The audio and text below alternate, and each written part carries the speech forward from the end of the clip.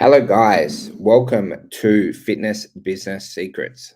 Today, we have a solo episode with Jimmy, and what we are going to be covering together is what KPIs you should be tracking within your business and why you should be tracking them. Now, as you're continuing to grow and scale your fitness business, it's really important that you actually just know the weekly health of your business.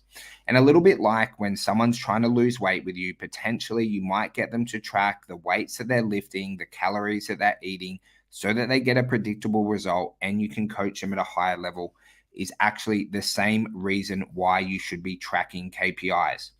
Now, it's not uncommon for fitness business owners to not track their weekly KPIs within their business.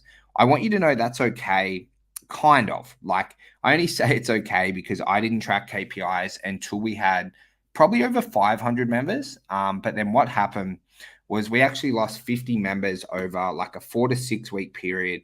And from that time, I hired a business coach, and that coach told me, he's like, can I see your KPIs and metrics? I didn't have them. He kind of reamed me out for it and, said some unnice things about how important it is to track KPIs, even though I knew it. And from that moment, I've been blessed to track KPIs every single week within my business from that time, because even though I'm not the smartest person, I am able to follow very, very simple commands or directives from people smarter than me. Now, what I'm going to cover for you guys today is what KPIs should be tracking at a basic level so you can kind of get your head in the game and start to do this. I do believe if you implement this, there might be one or two people who take initiative. I do believe you'll be a more professional business owner. You will make smarter decisions and your business will be in a better position 12 months from today than it is right now. Now, let's talk about some basic KPI tracking. Okay. So first one, you want to track how much cash your business collected over the last 7 days. Obviously, we always want to be increasing our cash flow. So you are collecting more cash and making sure you are at your goal profit margins. We're not going to talk about profit margins today, but obviously making profits, one of the big parts is actually how much cash you collect. Now, the next one is like a little bit of a personal one that has just worked really well for me in creating multiple 7-figure businesses. What I like to have is what my target members are and how many active members I have. Now, I'm a big proponent of trying to grow your business by +2 members every single week. That would be 104 members every single year. You're at about 200 grand, sometimes a little bit more depending on your prices per year, if you are able to do that. Now, the next KPIs, guys, that you need to track is your leads, okay? Because without leads, you can't close more sales. So you want to track your overall leads, okay? So how many leads you get from all lead sources.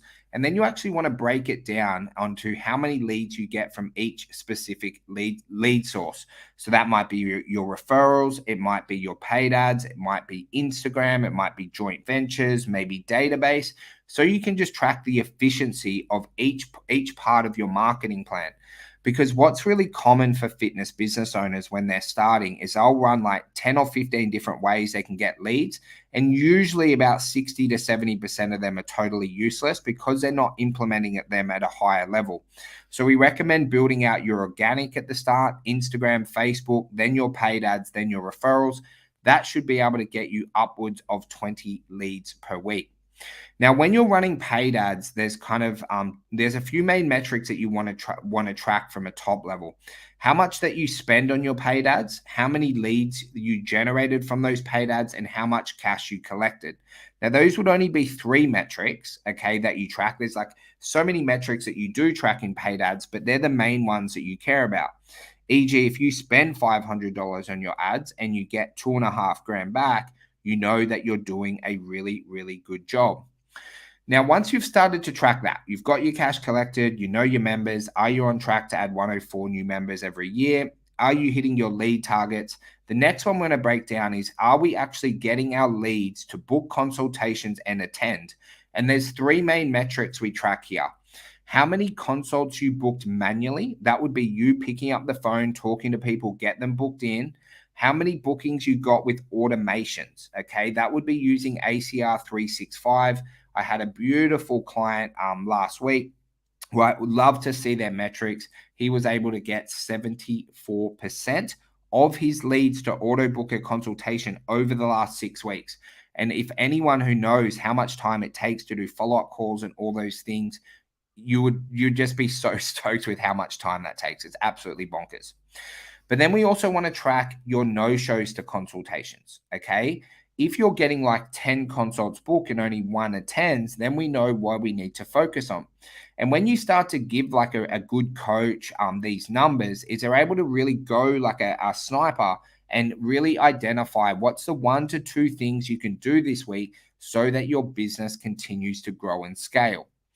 So once we've got those 3 metrics, we've got our leads dialed in, we know how we're going in terms of bookings with manuals and automations and also no-shows, then we go into all the sales statistics, okay? Anyone who you sold on a free trial, anyone who you sold on a paid trial, what your trial revenue is, and this is really important, especially for those who are running paid ads, because we want to call what we call self-liquidate. As I said before, you spend 500, you get 2.5 grand back. You know you can spend more on your paid ads.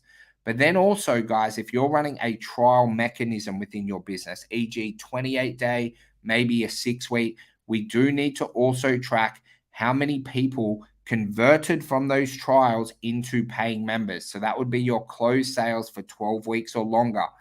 As you've heard me talk about before, we did a 24-week contract after the trial period because that was the timeline we believed at minimum it took to change someone's life.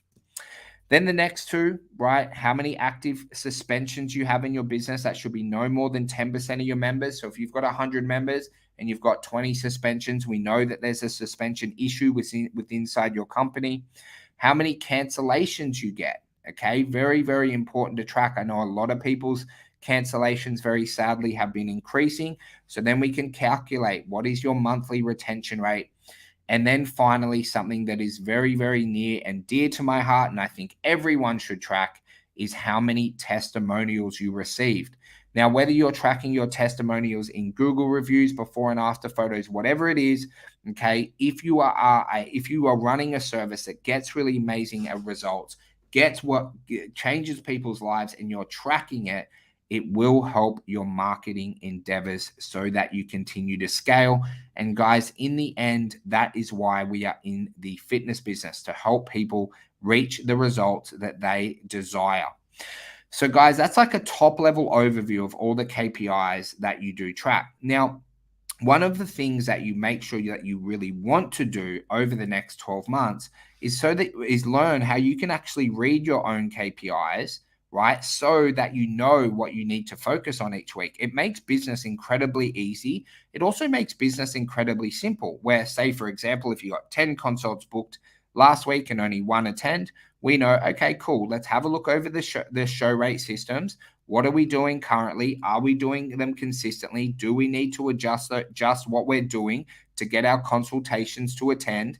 When you improve that up to 80%, you've just dramatically improved your business.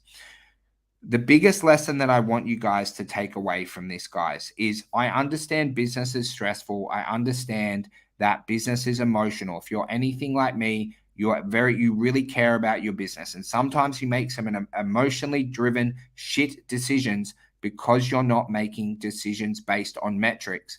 When you're making your decisions based off your KPIs, you'll be really laser focused and you will get better results, and you'll be able to say no to a lot of things because you'll go, hey, this week I'm focused on X. Do I have to do Y? No, because it doesn't help me improve those metrics. And you'll become a higher level of business owner. I hope that just one person watching this will jump into the Inner Circle portal, go down to the section on KPIs and metrics, daily, weekly, and monthly, and start to track their KPIs every single week. It does help if you have a Sherpa who's looking over your KPIs with you 100%, so you can get more information and get more clarity. But if you guys do have any questions about KPIs and metrics, I'd love if you reach out to me anytime. More than happy to have a look over your KPIs, more than happy to give you a little bit of advice, or can pass on our spreadsheets so that we can help you track KPIs for the rest of the year and beyond.